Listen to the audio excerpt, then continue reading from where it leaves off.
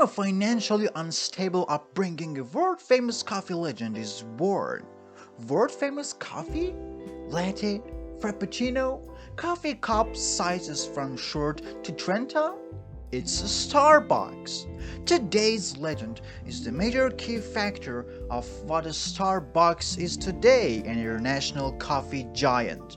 How did this person who came from a poor family overcome his situation and grew a small Seattle coffee house into the largest coffee chain in the world?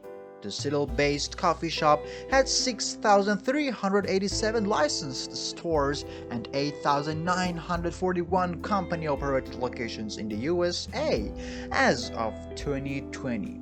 And stay till the end as we reveal where the biggest Starbucks location is in the US.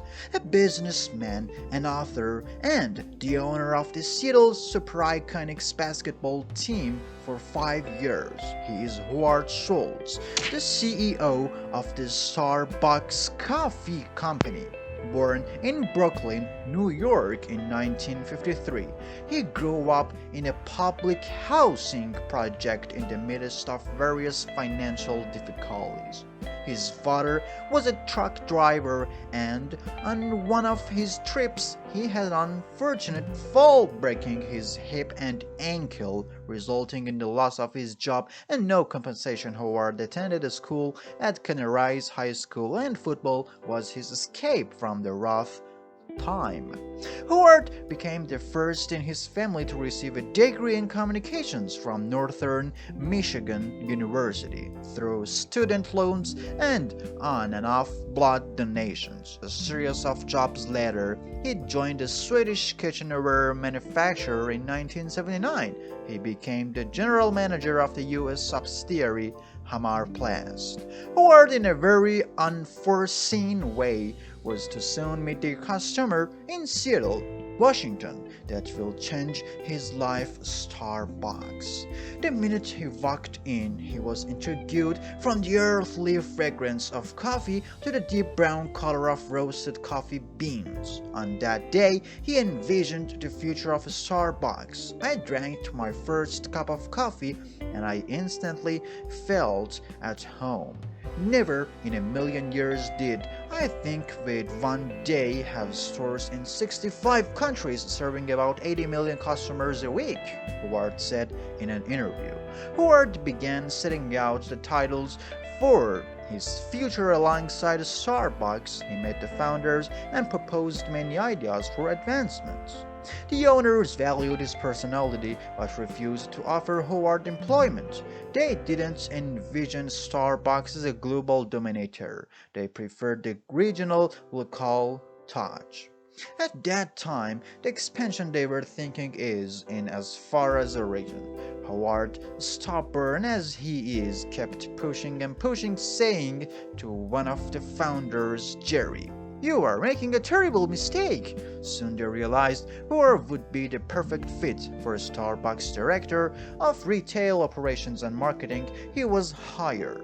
One of his trips to Milan, which is the home of espresso, he realized there is so much more to coffee. He pitched his idea of selling traditional espresso beverages in America. The owners weren't too pleased. They had a fair point. Americans at this time were hooked with Maxwell instant coffee and weren't aware of these types of coffee. They would never have heard what a cafe latte was. Disappointed, in 1985, he left Starbucks to launch his first coffee shop, Second Giornale. He had personally visited 242 potential investors. Only a handful supported them. Many rejections later, he managed to raise the money and he opened his very first shop. The first year was rough. Cutting down on expenses, he survived. There came a time when Starbucks was financially unstable. Founders know that Howard have no enough money. However, they all believed that there are no better hands Starbucks will be in. except for Howard's. Howard was given an offer to purchase all 6 stores of Starbucks for $3.8 billion. Second, Giornale received the name of Starbucks in the process. In 1992, the company went public and raised $271 million, which guided the opening of New York coffee shops in untouched locations. Howard soon began operations in Canada. By 1999, he crossed oceans and opened in Japan, then in Europe and in China. In the following year, Howard stepped down as CEO, but remained as chairman. 8 years later, amidst more than 15,000 locations across the globe, there arose a financial crisis. Howard returned to the post he left it behind. During 8 years, Starbucks seemed to have had a fall. Upon his return, unfortunately, he had to lay off workers, close down many coffee shops, and began retraining employees. He then ensured to offer better trading conditions and supported ethically made ingredients in aid of small-scale farmers. With this measure, he was able to purchase twice the amount of coffee in the next 2 years.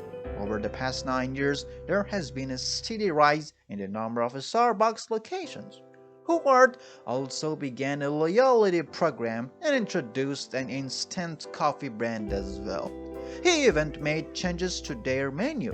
Starbucks was beginning to make a comeback, generating nearly $100 billion of market capitalizations. After guiding the company through the financial crisis, he left his post as CEO in 2016 and embraced the position of executive chairman. It was through his guidance that Starbucks now operates in more than 32,000 coffee shops in over 70 countries. What are his methods for success? He is a firm believer that somewhere out there is always a chance. To optimize the chance, it should be coupled with passion. It was his passion to make Starbucks international despite disagreeing opinions from the original owners of Starbucks. Being an entrepreneur is always directly associated with risk-taking. Entering the Chinese market was a huge risk. They are tea drinkers. One of the Howard's key traits is to make very challenging situations favorable. China traditionally has been a tea drinking country, but we turned them into coffee drinkers. He values his employees and worked on building trust from the very beginning.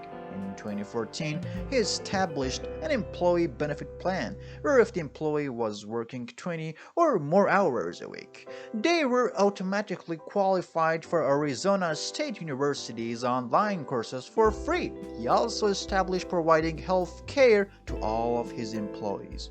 Howard is an open-minded businessman, mastermind. The finest example is when Starbucks worked together with Pepsi as an attempt to sell cold coffee drinks. This enabled the sale of Starbucks in places where no physical location existed, and the bottled Frappuccino was born.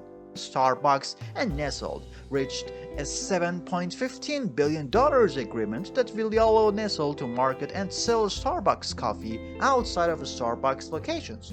Based on Forbes, Starbucks is selling a business to Nestle for approximately $2 billion. The goal is to increase the Starbucks distribution by unleashing Nestle's more robust system. Nestle introduced its first line of coffee goods under the Starbucks trademark in February 2019. The 24 products in the new portfolio include whole bean, roast, and ground coffee, as well as the first Starbucks capsules created employing technologies from the Nespresso and Nescafe Dolce Gusto coffee system. Thank you for watching the video. Please subscribe this channel.